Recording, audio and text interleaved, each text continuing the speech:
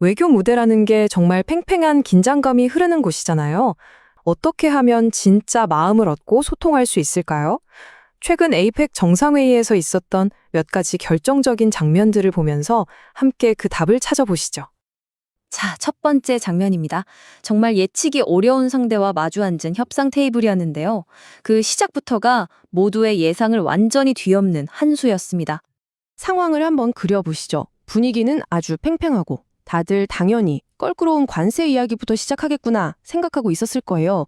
그런데 이 대통령이 던진 첫 화두는 완전히 다른 거였습니다. 아예 협상의 판 자체를 흔들어버린 거죠. 이게 그의 첫 번째 안건이었습니다. 가장 얻고 싶은 것, 가장 큰 걸 협상 테이블 맨 처음에 딱 올려놓고 시작하는 거죠. 이렇게 되면 대화의 주도권을 바로 가져올 수 있거든요. 정말 대담하면서도 아주 영리한 전술이라고 할 수 있겠죠? 자, 다음 장면은 날카로운 질문이 오가는 기자회견장입니다. 보통 곤란한 질문을 피해가려고 하잖아요. 그런데 이 질문의 틀 자체를 어떻게 깨버리고 상황을 주도하는지 한번 보시죠. 이 질문 딱 들어보면 의도가 명백하죠. 한쪽은 극우, 다른 쪽은 극좌다. 이런 식으로 딱 규정해서 갈등을 만들려는 그런 함정이 있는 질문이었습니다. 하지만 이 프레임에 걸려들지 않았습니다. 오히려 나도 한때 극좌 소리 듣지 않았냐 하면서 웃어넘기더라고요. 그러면서 지도자라는 자리에 오르면 개인의 생각보다는 국가 전체를 먼저 생각해야 하는 법이다. 이렇게 대화의 차원을 한 단계 높여버렸습니다. 바로 이 한마디가 핵심입니다. 자꾸 대립을 만들려는 질문에 맞서서 누구나 고개를 끄덕일 수 있는 이런 말 한마디로 상황을 깔끔하게 정리해버린 거죠. 오히려 품격이 느껴지는 답변이었습니다.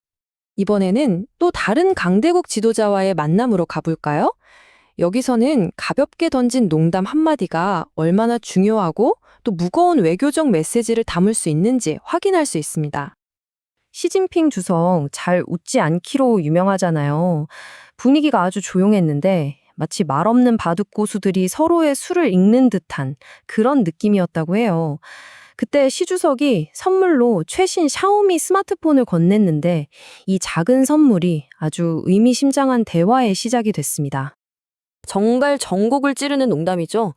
전 세계가 다 걱정하는 중국 기술의 보안 문제를 유머러스하게 하지만 아주 직접적으로 딱 건드린 겁니다. 그런데 시 주석도 이걸 웃으면서 농담으로 받아쳤어요.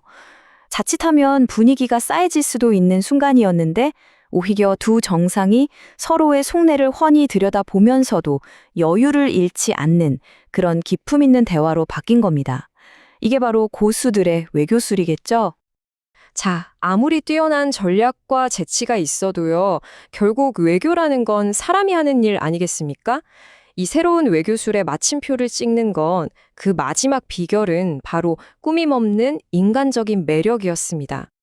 딱딱한 외교 행사 자리에서 싱가포르 총리 부인이 갑자기 우리 남편은 나한테 꽃 한 송이 안 사줘요 하고 푸념을 한 거예요. 이런 의외의 상황에서 이 대통령이 잠시도 망설이지 않고 재치 있는 한마디를 건넸습니다. 와, 정말 센스 있죠? 이런 순간적인 순발력과 따뜻함이 공식적인 관계를 넘어서 끈끈한 인간적인 유대를 만드는 겁니다. 결국 외교도 사람이 하는 일이라는 걸 다시 한번 보여주는 그런 장면이었죠. 그럼 이런 모습들을 쭉 지켜본 다른 나라 정상들은 과연 어떻게 생각했을까요? 호주 총리가 김혜경 여사에게 건넨 한마디에 그 답이 들어 있었습니다. 그냥 의례적으로 하는 칭찬이 아니라 정말 진심이 담겨 있는 것처럼 보였던 이 한마디. 이것이야말로 그의 외교 방식이 다른 정상들에게 어떻게 받아들여졌는지 보여주는 가장 확실한 증거가 아닐까 싶습니다. 자, 지금까지 4가지 장면을 통해서 새로운 외교 스타일을 살펴봤는데요. 그렇다면 이 스타일의 핵심은 뭘까요? 그리고 우리 시대에 어떤 의미를 던져줄까요? 한번 정리해 보겠습니다. 그러니까 대담하게 목표를 제시하면서도 상황에 따라 유연하게 대처하고 재치와 유머로 상대의 경계심을 풀면서도 인간적인 매력으로 마음을 얻는 거죠. 이 모든 게 따로 노는 게 아니라 하나로 어우러져서 국익도 챙기고 상대의 존중도 얻는 그런 새로운 외교의 가능성을 보여준 겁니다. 어쩌면 이렇게 복잡하고 어려운 세상을 헤쳐나가기 위해 미래의 지도자에게 필요한 건 강함이나 부드러움 같은 어떤 단 하나의 스타일이 아닐지도 모릅니다. 오히려 상황과 사람에 맞춰서 이 모든 것들을 자유자재로 쓸 수 있는 그런 지혜와 균형 감각이 아닐까 한번 생각해 보게 되네요.